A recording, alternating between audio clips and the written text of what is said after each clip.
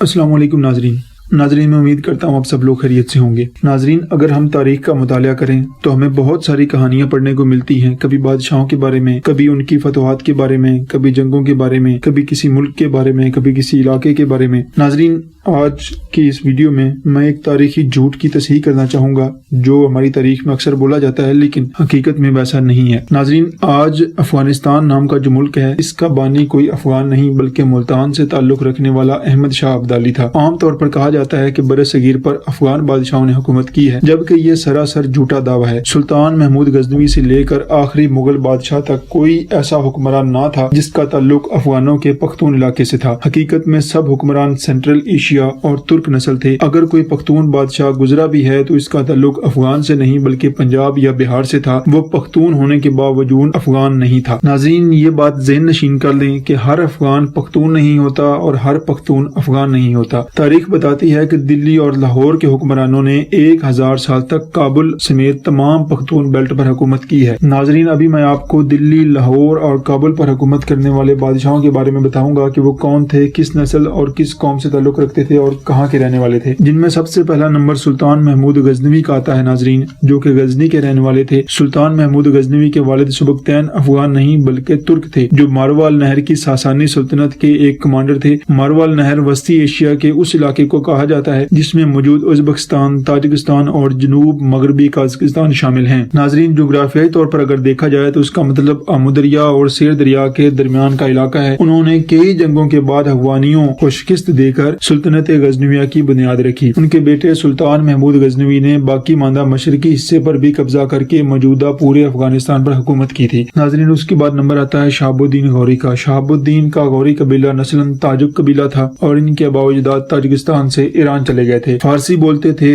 اور خود کو شنسبانی کہتے تھے۔ اس کے بعد ناظرین نمبر آتا ہے قطب الدین ایبک کا، جو کہ ترک تھے۔ برصغیر کا پہلا مسلمان بادشاہ تھا جس نے دلی میں پہلی اسلامی حکومت کی بنیاد دلی سلطنت کے نام سے رکھی تھی۔ یہ نسلاً ترک تھا۔ ایک سوداگر اس کو ترکستان سے خرید کر نشاپور لے آیا اور قاضی فخر الدین عبدالعزیز کے ہاتھوں فروخت کر دیا، جس نے اس کو سلطان شہاب الدین غوری کی خدمت میں پیش کیا۔ ان کا دارالخلافہ لاہور تھا اور یہیں سے کابل پر حکومت کرتے تھے۔ ان کے خاندان نے 1206 سے 1290 تک تقریباً 85 سال حکومت کی تھی۔ ناظرین، اس کے بعد نمبر آتا ہے خلجی خاندان کا۔ یہ بھی ایک ترک خاندان تھا۔ جلال الدین خلجی ترک خاندان سے تھے جنہوں نے فارسی زبان کو اپنا لیا تھا۔ 1290 سے 1320 تک خلجی بادشاہ ہندوستان اور کابل پر حکمران رہے۔ خلجی خاندان کی بنیاد جلال الدین خلجی نے رکھی تھی۔ ناظرین، اس کے بعد تغلق خاندان کا نمبر آتا ہے۔ یہ ترکی نسل خاندان تھا جنہوں نے دلی و کابل پر 320 سے 1414 تک 95 سال حکومت کی۔ ان کا دارالحکومت دلی اور زبان فارسی تھی۔ اس کے بعد ناظرین سید خاندان کا نمبر آتا ہے۔ سید خاندان نے امیر تیمور کے نائب کی حیثیت سے دلی پر 1414 سے 1451 تک حکومت کی۔ سلطنت مغلیہ ظہیر الدین بابر فرغانہ۔ مغل سلطنت کے بانی ظہیر الدین بابر ازبک فاتح امیر تیمور کی نسل میں سے تھے، یعنی ازبک تھے۔ ان کے والد کا تعلق وسطی ایشیا کی ایک عظیم وادی فرغانہ سے تھا جو ازبکستان، کرغزستان اور تاجکستان کے درمیان واقع ہے۔ بابر ازبکستان کے ایک صوبے اندیجان میں پیدا ہوئے اور وہیں پلے بڑے تھے۔ بابر کی ساری نسل دلی اور لاہور سے تھی جنہوں نے افغانستان پر تقریباً 300 سال تک حکومت کی تھی۔ ناظرین، اس کے بعد نمبر آتا ہے شیر شاہ سوری کا، جو کہ پختون بادشاہ تھے۔ سسرام بہار انڈیا کے رہنے والے تھے۔ سوری سلطنت کے بانی شیر شاہ سوری انڈین ریاست سسرام میں پیدا ہوئے اور وہیں وفات پائی۔ ایک وقت ایسا آیا کہ پورے پاکستان اور پھر افغانستان پر بھی قبضہ کر کے سوری سلطنت کی بنیاد رکھی۔ ان کا دارالحکومت دلی تھا جس کی سرکاری زبان فارسی اور ہندی تھی۔ شیر شاہ سوری کے آباء و اجداد کئی نسلوں سے بہار میں آباد تھے۔ سوریا سوری قبیلہ بٹنی پشتون ہے۔ ان کی زیادہ آبادی بلوچستان، شمالی بھارت کے صوبے بہار اور اتر پردیش کے ضلع گونڈا، بہرائچ، بلرام پور، شراوستی، امروہہ، ستیا پور،